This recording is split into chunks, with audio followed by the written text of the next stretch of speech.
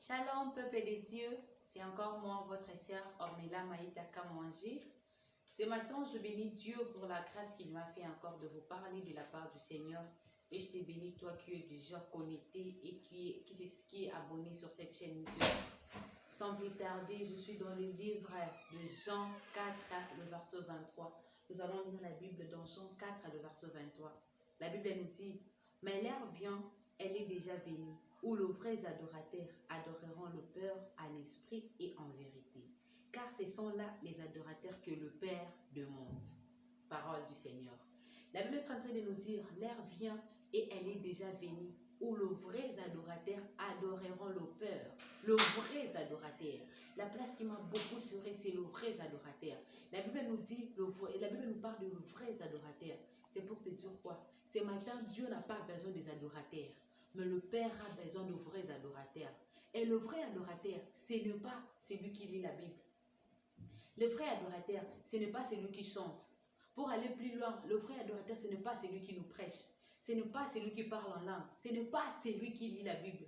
Quand tu me dis qu'un vrai adorateur, c'est celui qui lit la Bible, on va dire quoi avec un aveugle? Un aveugle qui n'a pas la vie, comment est-ce qu'il va lire la Bible?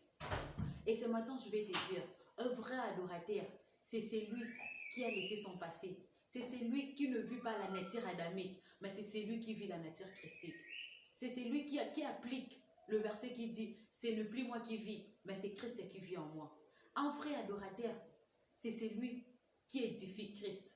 C'est celui où ton identité comme il y a Christ. Identité de été. Ce matin, je suis venu te dire de quitter les niveaux il y a adorateurs. Car Christ n'a pas besoin de nous, des adorateurs, non. Christ a posé comme un vrai adorateur. Christ n'a plus besoin des adorateurs, mais il a besoin de vrais adorateurs. Est-ce que ce matin, on peut quitter la dimension des adorateurs pour arriver à la dimension de vrais adorateurs? Pour arriver à la dimension où tu vas dire, ce n'est plus moi qui vis, mais c'est Christ qui vit à ma place. Ce matin, je suis venu te motiver encore. Je suis venu te dire d'être un vrai adorateur. D'être un vrai adorateur. Et un vrai adorateur, c'est celui qui a Christ en lui. Un vrai adorateur, c'est celui qui édifie Christ. Un vrai adorateur, c'est celui qui dit, ce n'est plus moi qui vis, c'est Christ qui vit en moi. Même si ça ne marche pas, mais ce n'est plus moi qui vis. Et c'est Christ qui vit en ma place. Je bénis encore Dieu et je suis en train de te dire, ne te minimise pas. Ne te dis pas que j'ai des problèmes.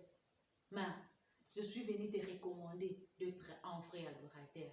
Je suis venu te dire d'être un vrai adorateur. Quittons la dimension des adorateurs. Quittons la dimension des adorateurs. Est-ce que nous pouvons être de vrais adorateurs? Est-ce que nous pouvons être celui quand on te voit, Bobalobi? Non, ce n'est plus Ornella. Ce n'est plus toi. Mais c'est Christ qui vit en toi. Mais c'est Christ, tout ce que toi tu vis, c'est Christ, ce n'est plus toi. Ce n'est plus toi. Est-ce qu'on peut quitter dans cette dimension? Est-ce qu'on peut arriver à la dimension où nous allons dire, ce n'est plus moi qui vis, mais c'est Christ qui vit en moi? Ce matin, je suis venu te dire, toi qui me suis, ma soeur, mon frère, papa, maman, quittons la dimension des adorateurs. Quittons la dimension des adorateurs. Arrivons à la dimension de Christ. Arrivons à la dimension de Christ. Car la dimension de Christ, c'est la dimension de vrais adorateurs. C'est la perfection. C'est la dimension de vrais adorateurs. Je t'ai béni encore toi qui m'as écouté. Que la paix du Seigneur soit avec vous. Merci beaucoup.